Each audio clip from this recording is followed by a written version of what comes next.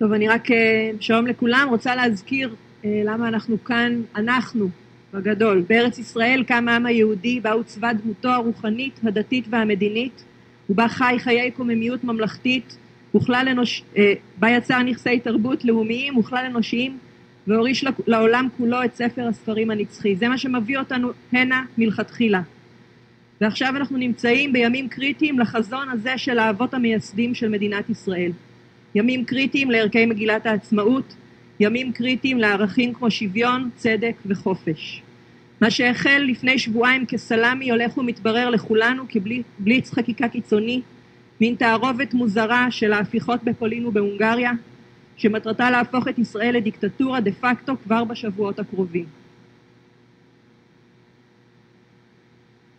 בחודשים האחרונים רבים מאיתנו, אלפי, מאות אלפי, מיליוני אזרחי ישראל, רצו לתת צ'אנס אמיתי להידברות. קיוו להגיע להסכמות רחבות ולחזור לחיים השפויים של מדינת ישראל. כל זה לא קרה. רבים נכנסו להמתנה, רצו לתת הזדמנות, אבל צריך לומר את האמת.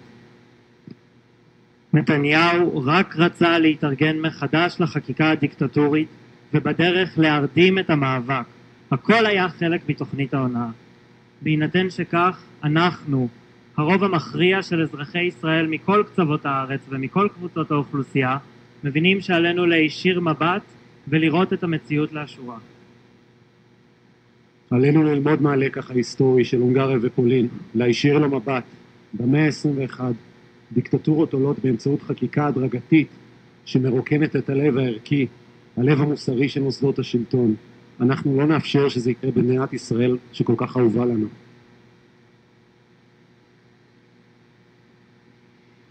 אנחנו נכנסות לשלב חדש, שבו החוקים השתנו, וגם עלינו, אנשי ונשות המאבק, בונות אלטרנטיבה, הסטודנטים, כוח קפלן, אנשי ההייטק, הגלימות, הרופאים, אנשי בריאות הנפש, וכמובן אחים לנשק. לכולנו ברור שעלינו להתאים את עצמנו למצב החדש, להתגייס ולגייס את הציבור הדמוקרטי לעצור את הטירוף. עשינו את זה בניסיון הראשון, ואנחנו נעשה את זה שוב. אני קוראת מכאן לנשים בכל הארץ. אנחנו הייטקיסטיות, אנחנו רופאות, אנחנו אימהות, אנחנו נשות עסקים, אבל אנחנו קודם כל נשים. אנחנו קודם כל נשים שחברי כנסת כמו רוטמן או אבי מעוז אומרים שהדבר הכי טוב שאנחנו יכולות לעשות זה לגדל ילדים. אלה האנשים שיחליטו עלינו. אלה האנשים שיחליטו אילו חוקים הם סבירים ואיזה לא. אנחנו צריכות להתאחד, כי אנחנו נהיה הראשונות להיפגע, ואנחנו חייבות להיאבק על החופש שלנו. בימים הקרובים אנחנו מתכוונים לקרוא לציבור לעמד כאיש אחד להגנה על המולדת ועל החזון הציוני כולו, מפני האיום שקמו לכל אלה מבית. לקחת חלק בפעולות התנגדות ממוקדות שתפקידם להציב עובדה לממשלת ישראל, הדיקטטורה לא תעבור. נצא לפעילויות מאבק והתנגדות אזרחית על פי הבנתנו, במידת הצורך ברמה יומיומית, וזאת בניגוד לסיבוב הקודם בו התקיימו שיבושים מפעם לפעם או פעם בשבוע. אנחנו קוראים לציבור להצטרף לפעילויות, להפגנות, גלויות וסמויות כאחד. כמו כן, אנחנו מבטיחים למחריבי המדינה, ביבי, לוין, תהיינה גם הפתעות. הנשים ומיצגי השפחות, קהילת ההייטק, הסטודנטים, כוח קפלן, המשפטנים, אחים לנשק, כל זרועות המאבק יבצעו פעולות התנגדות על פי הצורך ועל פי הבנתן, ואם צריך מדי יום. ביום שני הקרוב, יום של הצבעות דיקטטוריות בכנסת על חוק העבריינים, קבוצת כוח קפלן תוציא הפגנה חוקית ודמוקרטית בנתב"ג. זאת תהיה מחאה בלתי אלימה, ואני חוזרת ומדגישה, בלתי אלימה, שתבהיר לנתניהו ולחבורת הקיצונים שהשתלטה על המדינה, אזרחי ישראל, כולנו יחד במאבק. לא ניתן לכם להרוס את ישראל. ההפגנה בנתב"ג תהיה פעולה מרכזית אחת מתוך סדרת פעולות התנגדות שינקטו במהלך השבוע, ושפרטים עליהן יימסרו רגע לפני ההזנקה. אני רוצה להסביר לציבור, אף אחד מאיתנו לא רוצה להיות כאן, אף אחד מאיתנו לא רוצה למצוא את עצמו במצב, אבל בהינתן שנקלענו למצב הזה, המחקר מראה שההתנגדות הלא מנומסת אך הלא אלימה, היא הדרך היחידה להציל את הדמוקרטיה הישראלית, להציל את ערכי מגילת העצמאות ולהציל את החזון הציוני כולו. אסור לנו כאזרחים לאפשר רגע של שקט עד שההפיכה הדיקטטורית תיעלם מהעולם ולדיראון עולם. אחים לנשק, בונות אלטרנטיבה, קהילת ההייטק, הסטודנטים, ארגוני הלהט"ב והגלימות, ויש עוד המון ארגונים במאבק הזה. כל הארגונים והקהילות יכריזו בזה אחר זה על פעולות התנגדות חריפות שהתעלו לגודל הרגע. אנו קוראים לציבור הרחב להתגייס ולהצטרף לאירועים.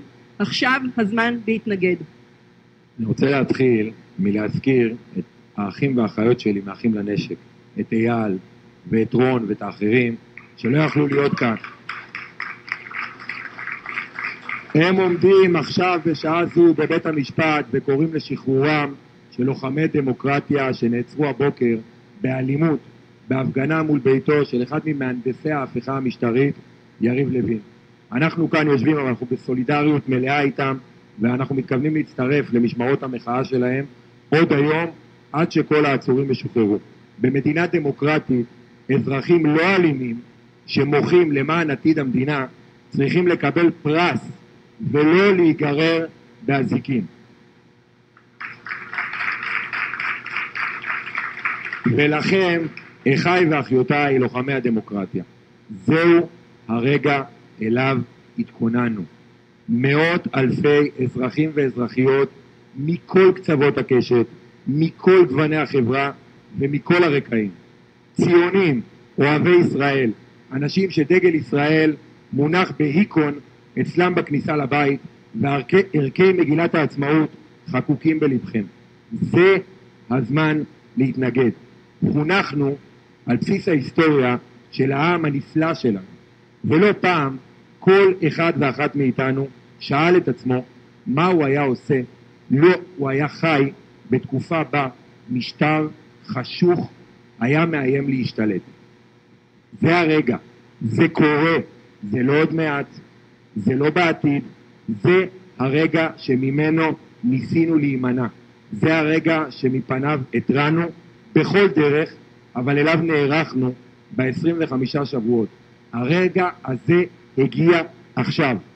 זה הזמן להתנגד, וזהו המאבק החשוב ביותר בהיסטוריה שלנו. זה המאבק על נשמתה של מדינת ישראל ועל החזון הישראלי. זהו מאבק פנים אל פנים. מצד אחד ערכי הציונות והיהדות האמיתית, ומצד שני ערכי הקיצוניות והקנאות. זה מאבק בלתי אלים, אבל עם נחישות אין סופית. אל תתבלבלו, נחישות אין סופית.